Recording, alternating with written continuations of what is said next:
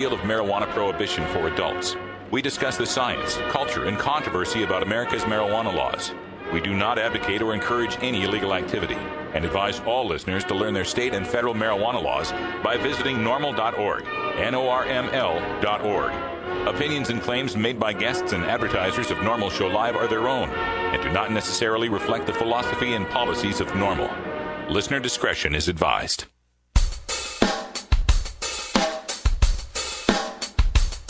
You take a seed, you plant it, you grow it, you dry it, you roll it, you smoke it. You take a seed, you plant it, you grow it, you dry it, you roll it, you smoke it, and it goes down smooth. Hey! Spanning the continent to bring you the truth about cannabis and marijuana law reform. I smoke pot and I like it a lot. From the promise of legalization. And I think we need to rethink and decriminalize our marijuana laws. To the agony of prohibition. One major responsibility is to encourage people to use less drugs. The National Organization for the Reform of Marijuana Laws presents We love the earth. NORML Show Live, Marijuana Nation. Now, here's your host, NORML's Outreach Coordinator, Radical Russ Belvin. All right, good day, tokers and tokettes, and welcome. It is Thursday, May 3rd, 2012, and it's got to be 420 somewhere in the world. Thanks for joining us for today's show. We got all sorts of news, interviews, information, music, comedy, and more to get to you today. We can't wait to get to it. We'll start by introducing from our virtual studio our senior news editor, Cannabis Carrie, in Astoria, Oregon. How you doing, Carrie? Thank you, Russ. I'm doing great out here today. Oh, yeah. It is raining pretty severe down here in Portland. I took Roscoe out for a walk at noon. We came back soaked. I imagine it must have been the same up there in Astoria. I actually had the same experience. I wasn't actually walking your dog, but a different dog, and came back soaked as well. That's how it goes sometimes out here in the spring. Yeah, we love it. April showers. And the summer and the fall and the winter. Yeah, April showers bring May showers when you're here in Oregon. Carrie's got our headlines right after this first break, so what do we have in the news today? I do. We have some news from Montana where one of our activists, one of our people is up there. Also, I've got some news coming out of New Hampshire. And our own Wiz Khalifa got busted again for weed. Oh, I'm sorry. It's a different famous person. I'll catch you up with that in the hemp headlines. All right. I'm also going to take a look at a new post that's out on Time Magazine that kind of confirms some of my Box Canyon theory, and also a little personal plea on K2 and the need to legalize the real thing. Then also in our studio today, we've got the pirate is here, Ganja John. How you doing, John? What up, Russ? I'm just chilling and putting together our last show before I take off to Dallas. Yeah. Heading out for Cinco de Mota. You never get off planes. I know. Texas loves me this year. Yeah, they do. I don't know what it is. But John brings us our Groovin' Thursday tunes, and what do we got for today? Redman and with Sour Diesel. Thanks to Rio out there in the chat for bringing this song to my attention. Oh, really cool. Now, is that something we're going to add on for Ganja John show tonight, or?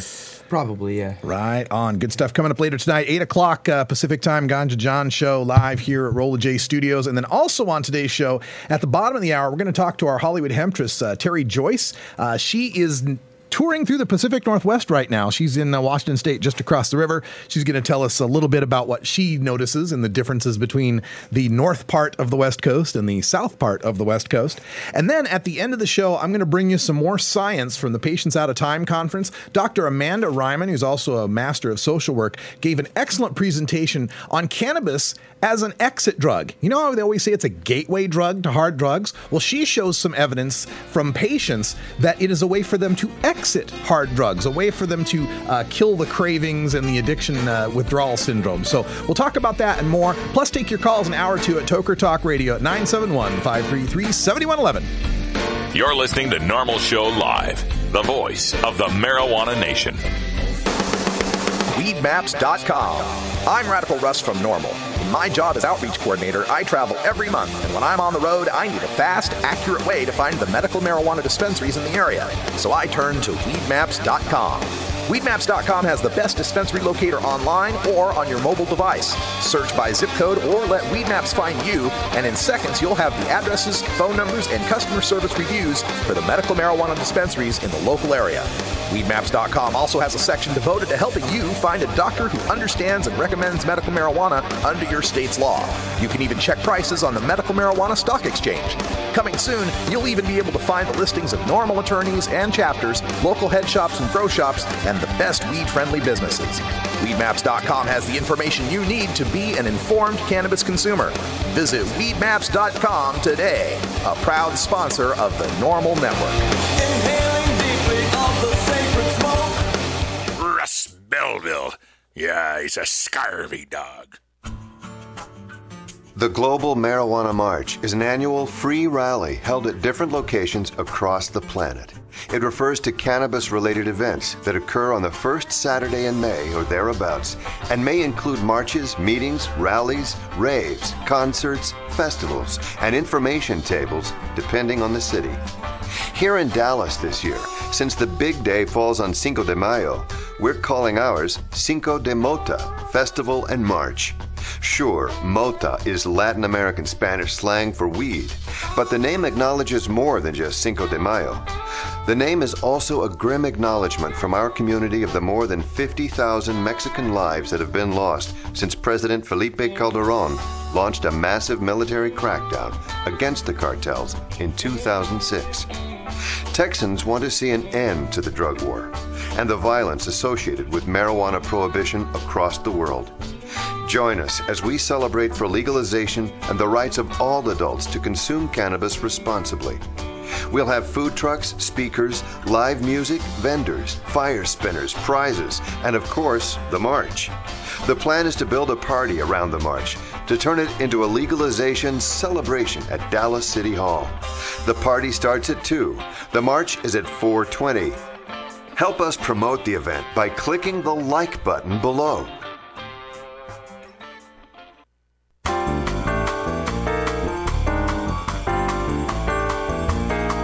Medical marijuana, industrial hemp, consumer cannabis. It's time for this week's NORML News with Cannabis Carrie. Medical marijuana advocate for Montana pleaded guilty today to a conspiracy to maintain a drug-involved premise. Tom Daubert made his plea this morning in front of a U.S. Magistrate Jeremiah Lynch of the U.S. District Court. Daubert, who is 59 years old, was the author of the 2004 voter initiative to legalize medical marijuana in the state of Montana. For his involvement in his drug crime that was owning a property with a medical marijuana grow, he was facing up to 20 years in prison and up to a $500,000 fine. Now, going into court today, he knew what the fine would be if he pled guilty. Prosecutors and defense lawyers have been working on a plea agreement.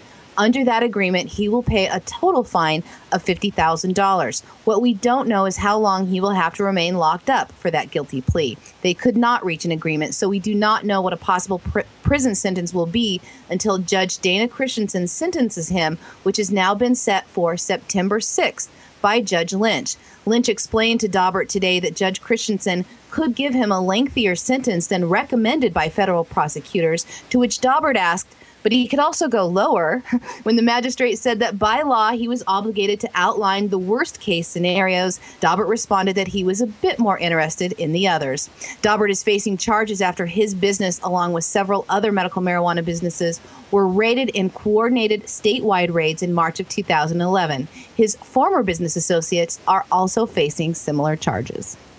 Yeah, and my apologies, Carrie, for not proofing before. It's Tom Daubert is the man's name, and he's been a guest on our show 2 or 3 times in the past, doing a lot of work with Montana Patients and Families United, and you won't find a more sincere or dedicated activist. You know, it's really so frustrating in these cases. I mean, we spoke with Steve D'Angelo yesterday, and he talked about how everyone they're busting seems to be like the honor roll of medical marijuana, and, you know, Tom Daubert is right up there on that honor roll. Meanwhile, you got guys like, well, I don't want to name names and stuff like that, but you got other people, other actors in the medical marijuana industry who are flagrantly, you know, violating what the rules are set out in various medical marijuana statutes.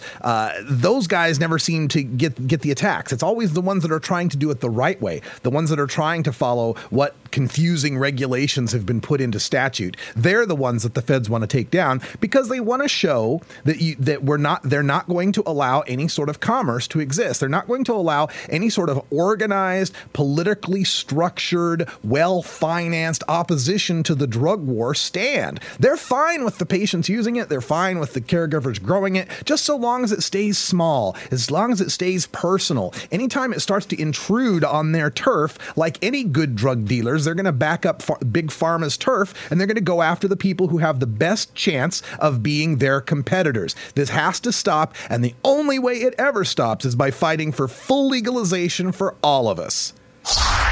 My apologies to Dobert. I blame Colbert. Anyway, we win some, we lose some. The New Hampshire State Senate has rejected a bill that would have decriminalized small amounts of marijuana in the state. Currently in New Hampshire, marijuana possession of any amount is a misdemeanor and punishable with up to a year in jail and a $2,000 fine.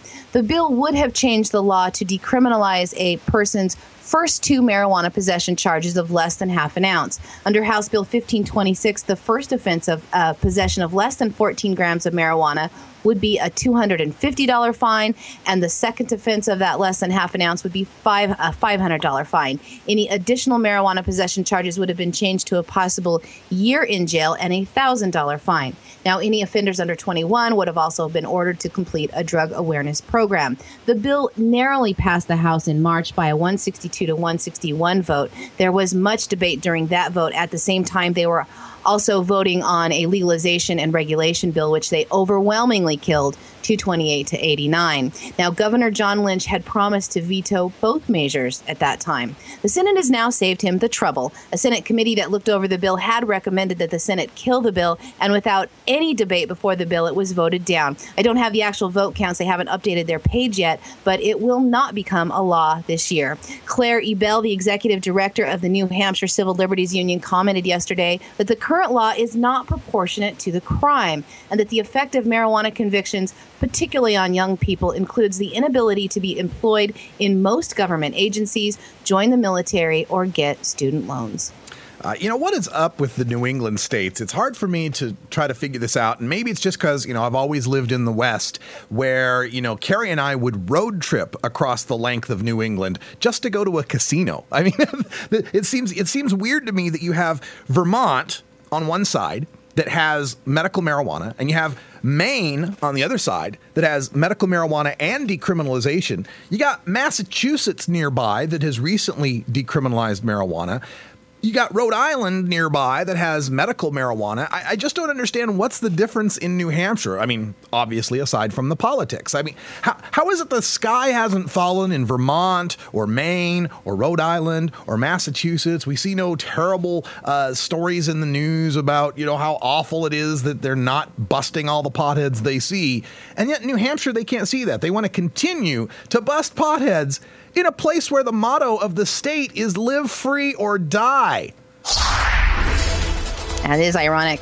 Rapper Wiz Khalifa, whose real name, again, is also nice, Cameron Jabril Tamaz, was arrested a second time in the last 2 weeks for marijuana possession. The rapper was performing at the Joel Coliseum Annex in North Carolina. Now, he was also arrested a few weeks ago in Nashville, Tennessee, where he was playing a concert. He was busted then with 3.7 grams of marijuana, and both Khalifa and a friend were arrested on a possession charge. They are scheduled to appear in court there sometime before May 14th. This time around, officers went to the effort of getting a search warrant after local police that were patrolling the parking lot said they could smell burning marijuana. Officers searched the tour bus and found paraphernalia along with 11.39 grams of marijuana. Wiz Khalifa and several members of his band were cited and released, but now must appear in court on July 27th to answer to the charges.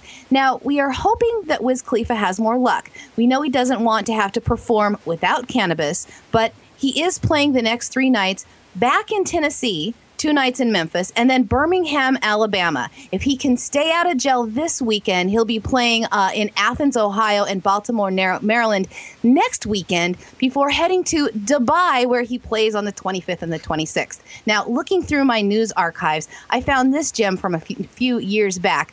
A British man was arrested in the Dubai airport for having a speck of marijuana that was smaller than a grain of sugar stuck to one of his shoes. Keith Brown, a 19-year-old at the time, was given a mandatory 4-year sentence. His family fought for his flight to return home, and he was eventually sent home after about a year in jail. And I also had a story from 2009 of a South African man who was found with 2 marijuana seeds, apparently, because he had no idea how they got in his bags.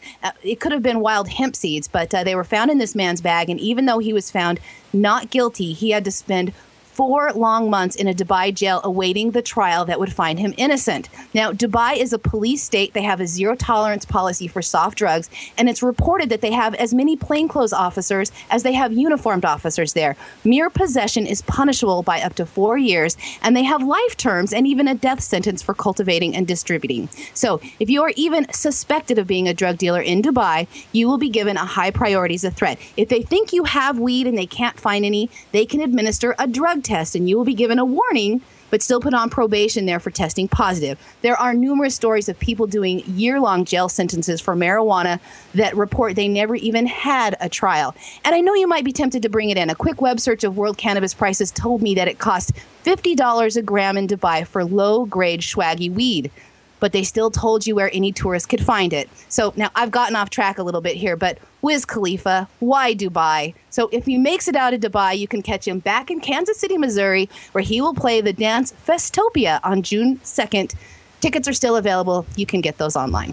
You remember the movie Ray, the great show, Jamie Foxx playing Ray Charles? And Absolutely. There was that scene where Ray Charles refused to play in the South. Was it Georgia, I think it was, because of the segregation? You know, his band would have to go in the back or something. Refused to play in the South. I call on Wiz Khalifa and any of these artists to start refusing to play these places that continue to bust pot smokers, especially high-profile pot smokers like this. You know, I mean, it might be a little much to ask Willie Nelson not to play in Texas. I understand that. But, you know, we can certainly boycott Dubai. We can certainly boycott Malaysia, Singapore, any of these places where they still have these most draconian, torturous sentences for marijuana users in their countries. If the entertainers start standing up against this, maybe we get somewhere on it. What do the Dubai listeners think Wiz Khalifa's talking about when he's talking about roll one, smoke one, we get high if we want to? Is that just a fantasy world? No. Like I said, there is a community of stoners there. We've covered it again and again in Indonesia, where your head can literally get lopped off for having an ounce of weed. There's still ounces of weed floating around. Yeah. And in Dubai, I looked up some. I was tripping through the web and looking up some of their culture, and they say, oh, if you can get a Pakistani friend, you know, it's pretty easy. If you've got a friend that can go back and forth through Pakistan, you know, they have all of these rules, and they also have a couple of parks where any tourist can go and try to score, and they tell you kind of how to not get ripped off, but there's also a cannabis community there, and obviously they like rap music. Yeah, just like, to paraphrase Jeff Goldblum from Jurassic Park, stoners will find a way. That's right. All right, thanks, Carrie, for the news. I want to comment on a story that I saw in Time magazine. A fantastic story here about, well, I don't know if it's fantastic, but it's a op-ed called "What is President Obama's Problem with Medical Marijuana?" And I just wanted to quote to you a few paragraphs from this because I think it confirms what I've been saying about this box canyon theory of medical marijuana, that they're trying to stall us until they can get the pharmaceuticals out. This is from Time. Over the last few weeks, I have talked with nearly a dozen people in the medical marijuana business, 3 U.S. attorneys, White House officials, and local officials who oppose the federal crackdown, for a story that will appear in this week's newsstand issue of Time.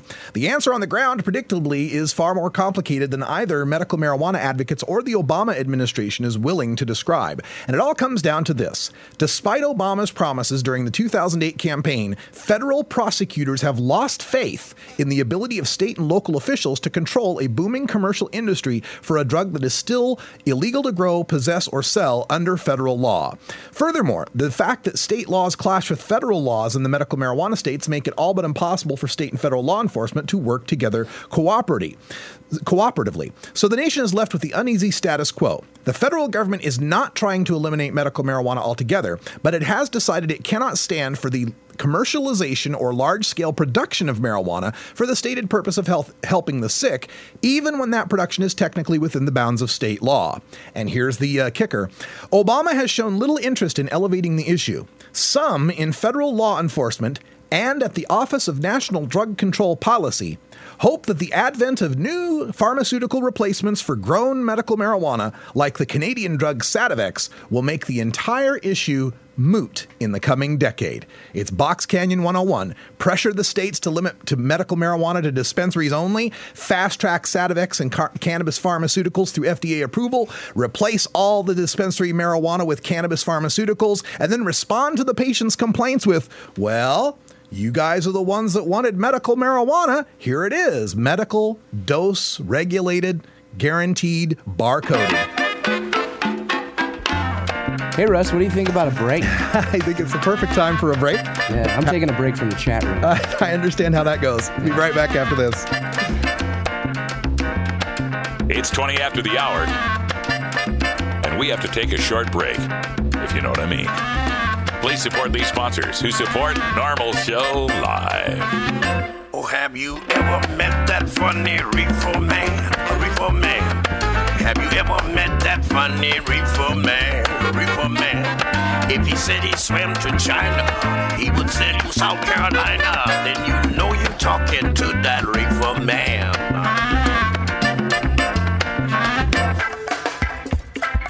I'm Sub Cool from Team Green Avenger.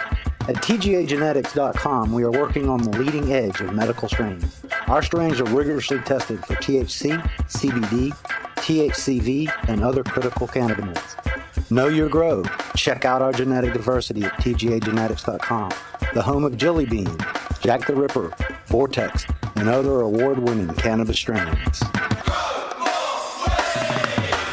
Tune in to the NORML Network for Irie Wednesday, featuring the best of reggae, ska, calypso, Latin, and Hawaiian toker tunes, with premiere episodes every Wednesday at 6 p.m. Eastern and replays at 12 a.m. and 6 a.m. on the NORML Network and online at tunes.normal.org.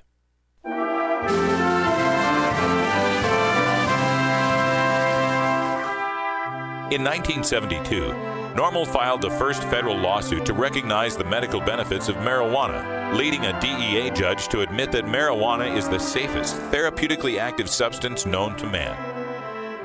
Since then, NORML activists have fought for every medical marijuana law on the books today. NORML attorneys have helped draft and defend medical marijuana laws all across America. NORML's library of polls, statistics, laws, and research on medical marijuana is second to none. But at NORML, we recognize that medical marijuana laws can't possibly help every deserving patient, and that medical marijuana is but one step in the evolution of true freedom for all marijuana consumers. NORML, defending all marijuana consumers since 1970, no matter why they choose to consume marijuana. Hey, this is Sub Cool from Team Green Avenger Seeds, TGAgenetics.com, and you're listening to NORML Show Live.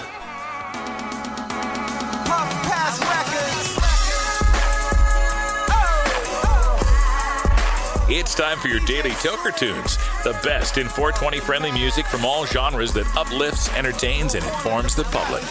Today we bring you tunes for Groovin' Thursday. Our salute to all the dopest beats and killer rhymes that we find in the best of rap, hip-hop, soul, R&B, and funk. If you'd like to submit your song to be played on NORML Show Live, send it to us at stash@normal.org. Now here's some more great independent marijuana music for today's Daily Toker Tune. All right, John, you know, between the reggae artists and the rap artists and their misspellings and alternate spellings and rhythm and all that kind of stuff, I can't keep it track. And this next song, I've seen 3 different damn spellings of it. I've seen 3, and I think I told you a 4th. What the hell, man? So I'm going to just call it Sour Diesel because it's a strain, damn it. Redman was in Denver while we were at the Cup, and I don't know if he showed up to the Cup, but you know, he filmed something while he was there, and it was a freestyle about weed that they eventually produced the freestyle and made it into a video. And you can check out that tune now, Sour Diesel, recorded in Denver, Colorado.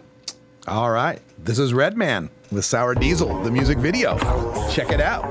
Killer House. Let's go. I smoke perp to the haze, smoke haze to the cheese, smoke cheese to the kush, smoke kush to the sour diesel, and I ain't feeling anything. When I roll a bomb,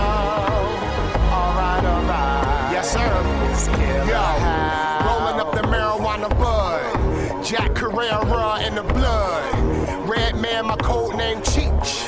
Hash burns all in my car seats. I was a baby boy like Therese, hitting the L before Rock the Bells release. Mr. Green, yeah, that's me. Got the knockout bud, the Muhammad Ali. Lungs of Bob Marley when I speak.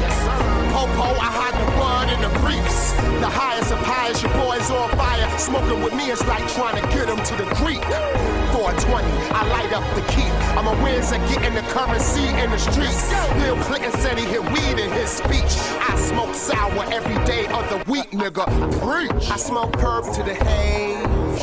Smoke haze to the cheese. Smoke cheese to the kush.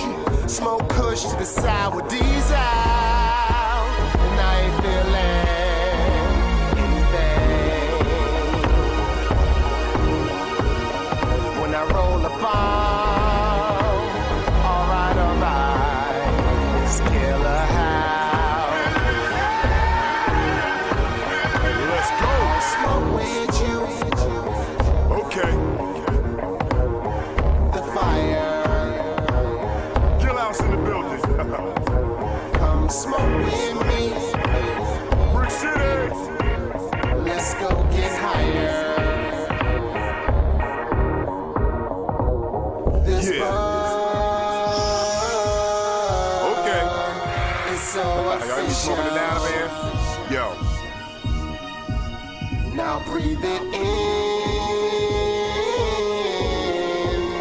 All in your system.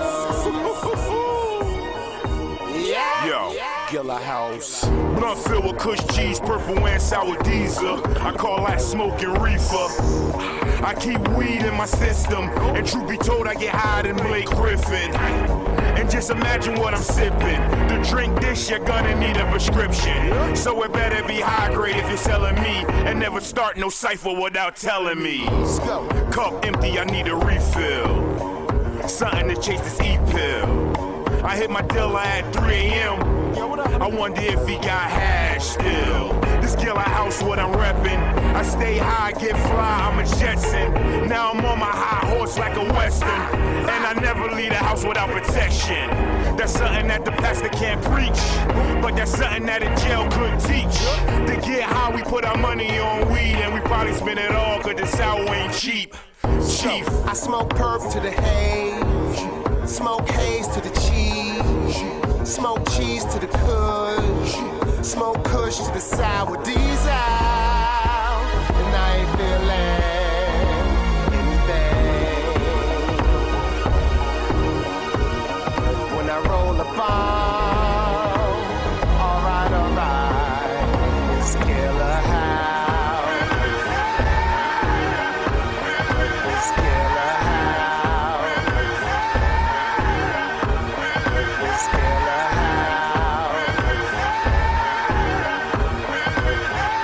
The law offices of Omar Figueroa would like to remind you to stand up for your rights. Please do not give up your precious liberties. There's nothing wrong with standing up for our constitutional rights, and in fact, it's the only way to honor the Constitution that recognizes our natural rights. Treat law enforcement with respect and respect the Constitution by standing up for your rights.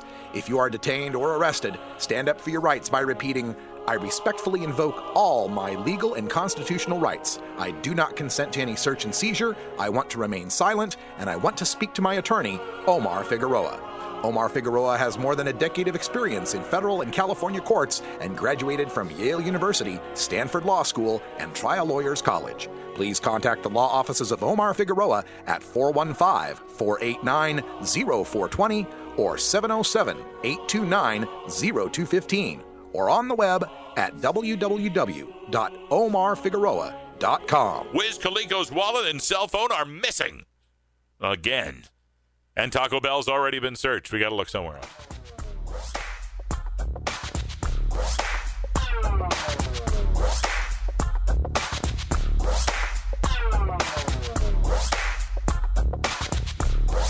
Cannabinoids and health. Cannabinoids. Cannabinoids. Cannabinoids. Why am I having trouble saying that? Cannabinoids. Oh, jeez. Cannabinoids. What a goof. Flame on if you can. You're looking for the dope.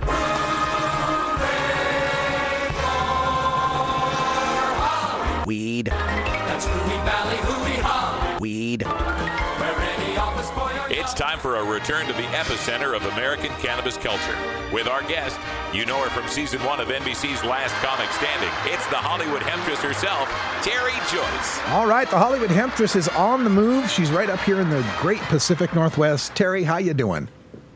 I'm doing really good. Actually, I am in Richland, Washington. I'm performing at Joker's tonight here in town, and actually just got into my hotel room. But I've been up in the Northwest for like a couple of weeks now, nearly, and it's I love it up here. Yeah. But it's been interesting.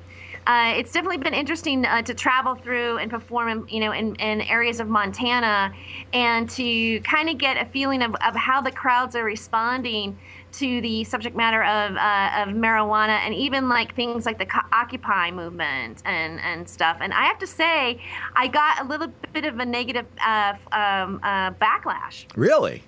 Yeah, especially when I started to talk about the Occupy movement. There were some people in Butte that go, "We're not hippies," and they accused me of being a hippie, and I was frankly rather shocked. You a hippie? Yeah, I mean, and I said, okay, well, you know what? I'm a hippie and you're a cowboy. I love you and you love me. And at the end of the day, we're one humanity. And I don't know where that came from. And then they all applauded and bought me shots of tequila afterwards. So, which was really weird is that it was so hippie of me to say that to them. Yeah, how beautiful. But if it gets you free shots, hey, what the hell? Yeah, I don't really need free shots. That's not on the list, huh? Right. Neither tequila or vaccines. I'm sorry. I'll pass. Give me some cannabis, all right? Right on. So how has the cannabis been for you as you've gone up through the Pacific Northwest and Montana? Well, of course, Oregon has the best. Of course. Oregon is definitely the best. I love it. I love it there. It's funny. Your job laws are a little bit different here. I noticed that you're working on getting also dispensaries actually implemented into Oregon. But I actually, because I just recently moved, and the area that I'm at had because I'm building the website and advertising and stuff like this and relocating. I thought, well, maybe it might be cool to kind of just have like a little spot to work at. And there was this brewing company that's hiring locally, and I went through this great interview, and then at the very end of it, she said, "So, what is your radio show about?" And and I guess I do Hollywood Hemptress Hour and also that spot here, and I thought, okay, well, here we go. And I said, well, it's for the legalization of cannabis, and I almost feel that I almost lost my. I'm not sure if now I'm going to get the job. There was she sort of described how they're in the beer business. And and I said, look, I wouldn't discuss this at work. I mean, knowing that I'm be respectful for that. But there was definitely a negative feeling towards legalizing marijuana. Her argument was that even when they had a legitimate stand to want it to be legal and realizing that it is patient rights, she criticized that the appearance of the people who actually showed up was stereotypically a turnoff for people that were part of her demographic. Right. In other words, dirty, stinky hippies. Didn't like the look of the people. Same issue. Yeah. I thought I thought I moved to Oregon so I could be a hippie and be free. What is going on here? Nope. Not in my house. That's the thing is, people will get this idea of Oregon being, hippy dippy liberal granola paradise. It is. But really that's Portland and Eugene. Yeah, exactly. It's not the rest of it. Yeah. It's not the rest of it. Definitely and not even really Portland. It's more Eugene. Like if I go down to Eugene, I get annoyed. It's so hippie. But in Portland, I can deal with it because the hippies are peppered in with hipsters and all kinds of other things. I like my buffet of ridiculousness. There we go. Yeah, it's great that you're up here in the Pacific Northwest. Now, what are your plans as far as sticking around? Well, I'm basically I'm waiting to find out. I did apply and stayed at a place. So I'm waiting to see if my application gets approved, and if that happens, then I'll be moving in over the next week or so, and just looking for more stand-up work, and also again getting back to doing some live broadcasts. I have a Hollywood Hemptress Hour Ustream channel now. Oh, great. Which I'm wanting to talk to you about all the mechanics of all that and get that up and running and kind of, be visible as opposed to just a voice. Right on. Well, that's fantastic. And we'll help you any way we can. And of course, Hollywood Hemptress Hour is here every Thursday. We got you at 7 o'clock Pacific. So what's your latest episode? Well, my latest episode is actually, I did bring Lynette Shaw was back on the show again, mainly because I wanted to give a whole arc to her story. She definitely has now lost her club, and the IRS did come after her, and just kind of to pick up what that was like for her and where she's at now in terms of what she's going to do with her life. Yeah. It's such a shame. She ran the Marin Alliance for Medical Marijuana. Wasn't that the oldest dispensary in California or something like that? It was the longest standing dispensary in Marin County. Oh, Marin County. Okay. Yeah. I really have to check on the actual facts to see who the longest running dispensary was. That would be an interesting trivia. Yeah, I think you'd be going back to Cannabis Buyers Club, Dennis Perone, and those guys probably. Yeah, it seems like that sounds right. Yeah, I think you're right there. All right, so Terry, of course, going to be up here in the Pacific Northwest. We'll get you in studio in a couple weeks, I hope. I'm there. I'd love to be there.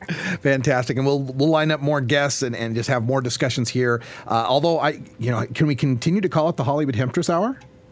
I don't know. I've always had a Hollywood Hemptress Hour. I'm more like, do I change the name now to just Hemptress Hour? I mean. I'm still connected to Southern California, and will definitely be active with California activism. Because I also will be living. My intent is I have to still work down in Los Angeles, so I will be coming back and forth. It will be just now I'll be in Oregon too. So I guess I can still say Hollywood Hemptress Hour. All right. Well, we look forward to having you here in the studio, and it's always fun talking to you, Terry Joyce, who's now in Richland, Washington, performing tonight at Joker's. Richland. Where's Richland, by the way? Richland is near the Tri-Cities. Oh, okay. Pasco, Kennewick, and Richland, right? It's where they made I don't know, some participation in the bomb. I'm just afraid to drink the water that I might grow an extra something while I'm here. I'm not sure. I'm not supposed to joke like that on stage, but I can hear, don't mention anything about the bomb. I'm okay. That's a lot of. I'm not on stage right now. That's one of Joker's main rules. Don't talk about meth and don't talk about Hanford Nuclear Power Plant. That's funny. Well, Terry, we will see you again in a couple of weeks. Thanks for joining us, babe. Right back with Dr. Amanda You're Ryman. listening to NORML Show Live, the voice of the marijuana nation.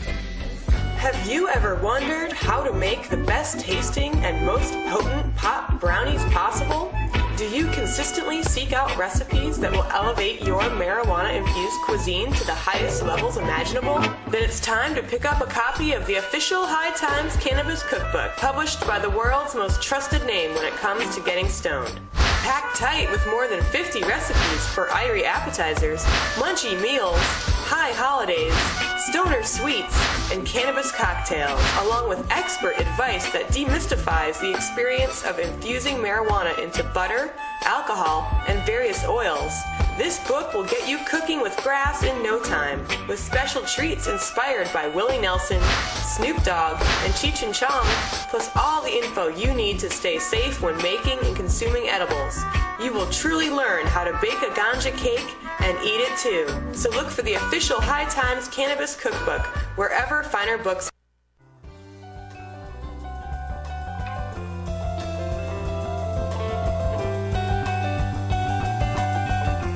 NORML, unlike any other marijuana or drug reform organization, is built from the ground up by grassroots activists.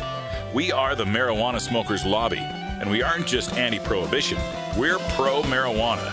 Every week, we take some time to talk to the citizens of local NORML chapters across the country and around the world, as well as others who are working to make a difference in the fight to end adult marijuana prohibition. In this segment, we call Grassroots Activism. All right, folks. Last weekend, I was fortunate to be able to bring to you the Patients Out of Time conference from Tucson, Arizona, the National Conference on Clinical Cannabis Therapeutics. And one of the presentations there really struck me, and that was Dr. Amanda Ryman. She's a Master of Social Work, and she's been studying this at Berkeley Patients Group and other places. And this is entitled Cannabis as an Exit Drug, which is the idea of getting off of hard drugs through the use of medical marijuana. I'll turn you over to Dr. Ryman. Thank you very much. I am absolutely thrilled to be here. This is one of my favorite conferences to present at. And I really wanted to thank Greg for that amazing presentation before this one, because I think it's going to put into context a lot of what I've been finding in my studies with human beings using cannabis as a substitute for other drugs. And specifically today what I'm talking about is cannabis as an exit drug. So we are very familiar with the gateway theory, and now we're learning more about how individuals are using cannabis to move out of the addictions that they have found with other substances. So that's what I'm going to be talking about today, looking at the use of cannabis as an exit drug, treatment versus substitute. So first I want to give a little bit of a context. You know, right now in the cannabis industry and in the movement, we are experiencing a bit of a mixed message. We do have this umbrella of therapeutic, but then underneath that we're seeing two camps emerging. One that's talking about cannabis more as a recreational wellness model, a nutritional dietary supplement, as you will, and another group that's talking about it more as an actual cure for various disease states. And so what this does for the public, at least, and for those individuals that are in society trying to find answers to their medical questions, is that it sends a bit of a mixed message. And then on top of this, we have, of course, the Schedule I barrier, which prevents us from doing research with human beings with whole plant medicine. And then we also have this moral, philosophical viewpoint of deontology, where the belief is that the behavior of ingesting illicit substances is bad, regardless of the consequences. So this ends up with drug policies that treat all illicit drugs as if the consequences of their use is the same, even though we know that is not true. So this has also stifled this conversation about how to move forward and apply cannabis in a clinical setting with human beings. So we're seeing this continuum of cannabis. On one side we have wellness, and on one side we have cure. And what I'm going to talk about today is that in the context of drug addiction treatment, we are seeing individuals utilize both ends of these continuums in order to treat their addiction and to reduce their use of other substances. Something else we're seeing is that dispensaries are kind of in the middle of all of this. Because there is not a lot of education for MDs around how to talk about cannabis in clinical practice, you see a lot of individuals coming to dispensaries asking questions about clinical applications, asking questions about different conditions that cannabis might be used for and how they can choose the correct medicine for them. So dispensaries are put in the position of almost being that catalyst of healthcare services. So they also really need to know how cannabis can be utilized in this way so that they can give better information to their patients. On the wellness side, we have things like the raw plant, life enhancement, natural remedies, and maintaining balance in the body. And on the curative side, which we've heard a lot about at this conference, we have the endocannabinoid system, we have research on receptor activity, curative properties of cannabinoids, but also, in the end, maintaining balance. And when we look at why patients use medical cannabis, we see that very naturally, their behavior is covering both ends of the spectrum. So this is data from 200 randomly selected charts from Medican. So these are individuals that were coming to renew their medical cannabis recommendations in California. 68.9% of them were using cannabis as a substitute for prescription drugs. 81.1% report cannabis as being very effective, and 22.8% said that they needed to use more cannabis over time. But of those, almost 86% were able to reduce their cannabis use when they wanted to. So this is how we're kind of seeing the patient population utilizing cannabis. And in terms of why they're using it, this shouldn't be anything new. We've seen a lot of research supporting that the most popular reasons for patients using, at least in the state of California, are pain relief, sleep, relaxation, and a prescription drug substitute. These may be thought of in more of the natural remedy wellness end of the cannabis spectrum. But then you also see things like anti-diarrhea, anti-itching, preventing seizure, preventing involuntary movement. And this speaks a lot more towards the curative model where we're talking about the impact of taking in cannabinoids on the signaling in the endocannabinoid system. So what I want to present today is this idea of cannabis as a treatment for addiction. So, kind of given this context that there are these mixed messages, kind of under this auspice of Schedule I and deontology, and given that the medical cannabis patient population is already utilizing cannabis, both to treat symptoms of an illness, but also to treat the illness itself, it stands to reason that we can apply this model to various clinical applications such as addiction. So in this model, we're really looking at a holistic health model, a combination of wellness, biology, and complementary and alternative medicine. So when we talk about wellness, we're talking about substitution, we're talking about the mind-body connection, and we're talking about harm reduction, ways to encourage a mind-body connection so that individuals have more of a control over their own behaviors. When we talk about complementary and alternative medicine, we're talking about introducing techniques such as massage, acupuncture, chiropractic care, meditation, and other herbs into this treatment as well. And then finally, on the biological side, you have things that we've been hearing more about at this conference, such as Greg was mentioning, the ability of cannabinoids to block receptors in the brain, responsible for sending signals for craving. And then again, you have dispensaries there in the middle. Now, one of the amazing things about many dispensaries is that they've already adopted this model. At Berkeley Patients Group, for example, we offer massage and chiropractic and acupuncture free of charge for our patients. Other dispensaries have meditation programs. They do bring research into patients so that they can learn about the endocannabinoid system and the different functions that it has. And they have harm reduction classes and harm reduction education for patients as well. So we're seeing this model being exhibited in dispensaries, which makes it an amazing venue for studying the use of cannabis as a treatment for addiction. So the study that I'm going to be speaking on today is actually hot off the presses, you could say. I just analyzed these results last week, and I'm really excited to be bringing them to you today.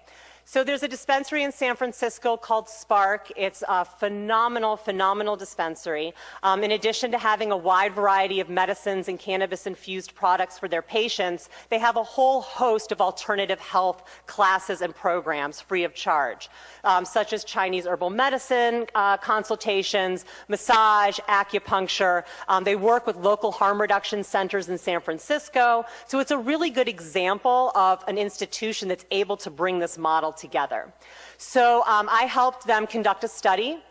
They have been offering meditation for some time now, taught by this wonderful woman who's a Buddhist monk in conjunction with a Chinese herbal alternative medicine center in San Francisco. And they wanted to know if this program was doing anything. You know, they had patients come and do the meditation, and afterwards they would say, oh, I feel great, and that was wonderful. But they wanted to know, is it really doing anything for these individuals in terms of changing their behavior? So we decided to design a study. We recruited 8 medical cannabis patients from a local harm reduction center who are actively using methamphetamine and participating in harm reduction. There were 6 men and 2 women. Of the 8, 5 were active meth users at intake, and 3 of them were former meth users at intake. They participated in 6 one-hour meditation sessions that were led by this Buddhist monk and were compensated with 2 grams of cannabis per week from the dispensary. They were all qualified patients, and they were able to choose whether they wanted to get indica, sativa, or 1 gram of each. Then what we did is we administered a standardized scale of mindfulness and drug craving at baseline and before and after each meditation session, which lasted an hour. And we also asked them to keep daily logs of whether they meditated that day and also whether they used alcohol that day, cannabis that day, or methamphetamine that day. Now, it is self-report, and we didn't really go into detail with the amount of drugs they were using because a lot of these individuals are fairly transient, and we wanted to make it as easy as possible for them to report on their behaviors during the week when they were not seeing us or having services. And so these are the results. So first we conducted baseline interviews with all of the participants to ask them about their drug and alcohol history, especially their history of cannabis and methamphetamine use, and their history of meditation. And it's interesting, you know, listening to Greg's talk, because when we talk about this idea of relapse, when I was interviewing these individuals, of the 8, every single one of them relayed to me the same thing. And that's when I asked them if they had used cannabis previously to try to stop or reduce their use of methamphetamine. As they were explaining that phenomenon in their own lives, each one of them reported the same thing. When it's late, and I've been up for several days using methamphetamine, and I know I should go to sleep, and I know I shouldn't go back out and use more meth, but something in my head is telling me to go out and use more meth, if I smoke a joint, that voice goes away, and I'm able to go to sleep. And I'm able to ignore this craving to go use meth, and then I wake up the next day and I feel better. And each one of them said that. And I think that that really speaks to the potential of cannabis to help prevent relapse right in a moment of craving. So that was something really interesting that came up in the baseline interviews. We did a regression analysis to look at the relationship between total days spent meditating, total days spent using cannabis, and reductions in craving scores, increase in mindfulness scores from week 1 to week 6. And days spent meditating did significantly predict a reduction in craving and an increase in mindfulness from week 1 to week 6. Cannabis use was on its way to being significant. Again, this is a small sample, but we definitely did see that those that were using cannabis did enjoy an increase in mindfulness and a decrease in craving. Most participants used cannabis daily. So we had 8 participants. In a given week, most of them were using cannabis 5, 6, 7 days a week. However, during the study, their amounts of alcohol and methamphetamine use remained extremely low.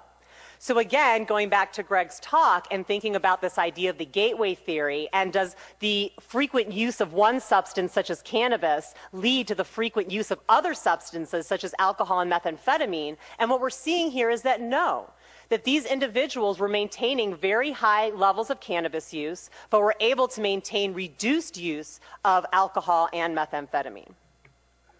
So one patient in particular that I wanted to point out because it's a really remarkable case, he was a 43-year-old male that was using alcohol, cannabis, nicotine, and methamphetamine at the start of the study. Throughout the 6 weeks, he had consistent reductions in craving and consistent increases in mindfulness. He meditated 6 to 7 days per week throughout the study. Drinking days per week ranged from 0 to 3 days per week, and meth using days per week ranged from 0 to 1, and he used cannabis every day. So I think that this is a good example of a more successful case where an individual was able to maintain high levels of cannabis, bring mindfulness into their practice, and enjoy reduced levels of the substances that they were trying to avoid.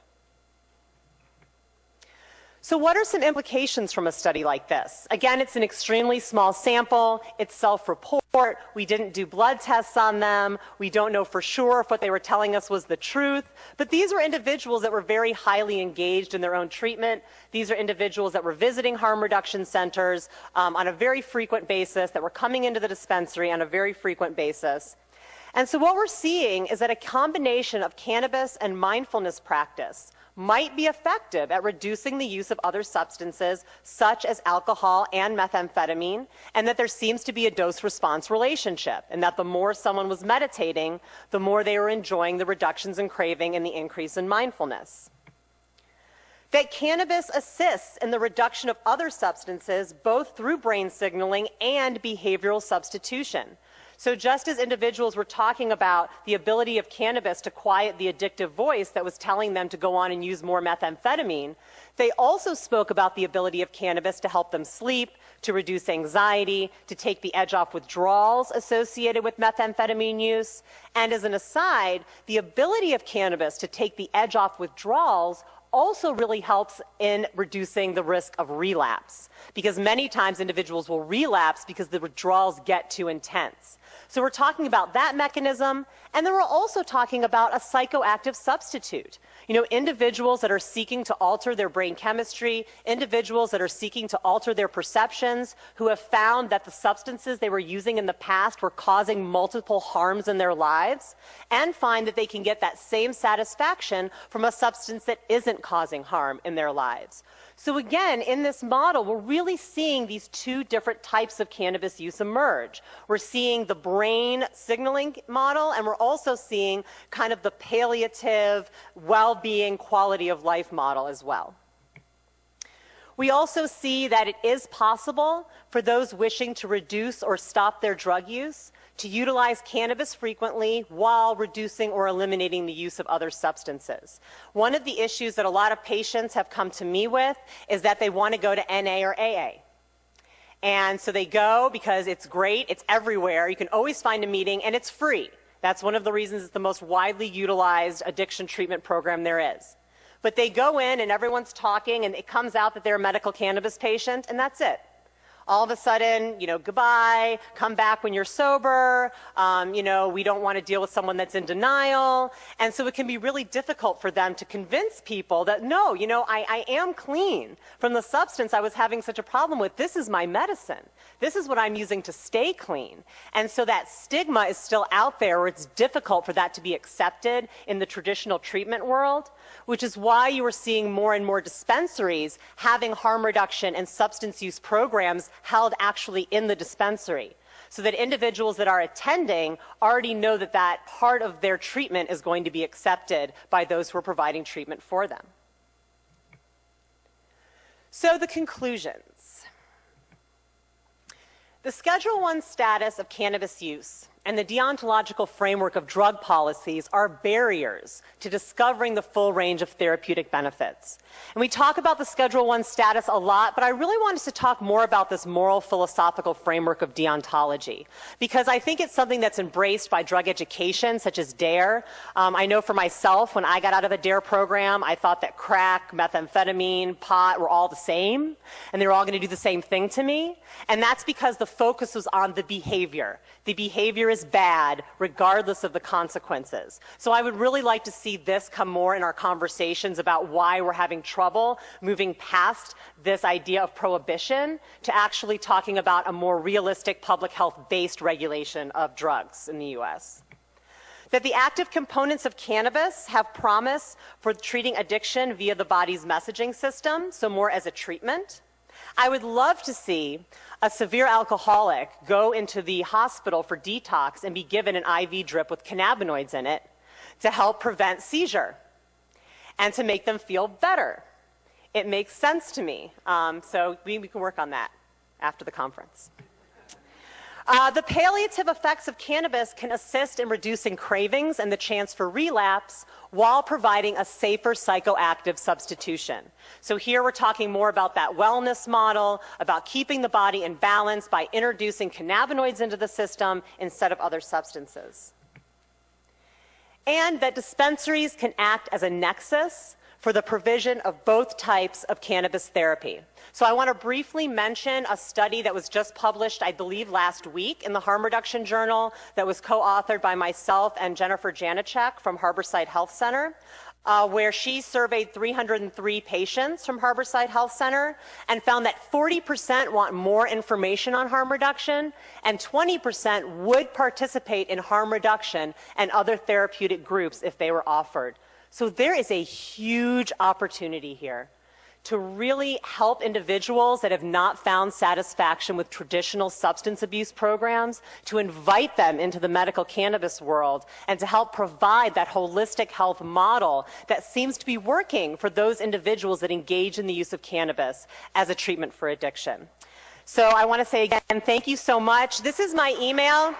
I want to mention that the slides in your book are not the exact same slides as I presented because I didn't have all the results yet. So if you want the slides I just presented, just email me and I'm more than happy to give those to you. So thank you and enjoy the rest of the conference. That's Amanda Ryman from the Patients Out of Time Conference in Tucson, Arizona. Cannabis is an exit drug. You can get that video, the audio recording of it is pretty much what you want, out there at our YouTube channel, youtube.com/normalnet. In fact, almost all the presentations, I missed 3 of them because of technical issues, but almost all of them are up there. 14 or 15 different videos. Great stuff. All the cannabis science you can shake a stick at. All right, we're going to head on to hour 2, where we're going to talk a little bit about the origins of Mexican marijuana prohibition and other topics. Also, a little word about NORML and bowling. We might talk about bowling. This will be cool. Awesome. And so stay tuned for Hour 2 Toker Talk Radio. We'll also take your calls at 971-533-7111. For Cannabis Carrie and Ganja John and Wiz Coleco, I'm Radical Russ. Thanks for joining us. Until next time, take care of each other, Tokers. And don't forget, I'll be out of town, so no live shows tomorrow. I'm heading to Dallas for Cinco de Mota. See you there, dfwnormal.org. This is NORML Show Live, the voice of the Marijuana Nation. Take it on one more time. You take a seed, you plant it, you grow it, you dry it, you roll it, you smoke it. You take a seed, you plant it, you grow it, you dry it, you roll it, you smoke it. You take a seed, you plant it, you grow it, you dry it, you roll it, you smoke it, and it goes down smooth. You're listening to the NORML Network, where the top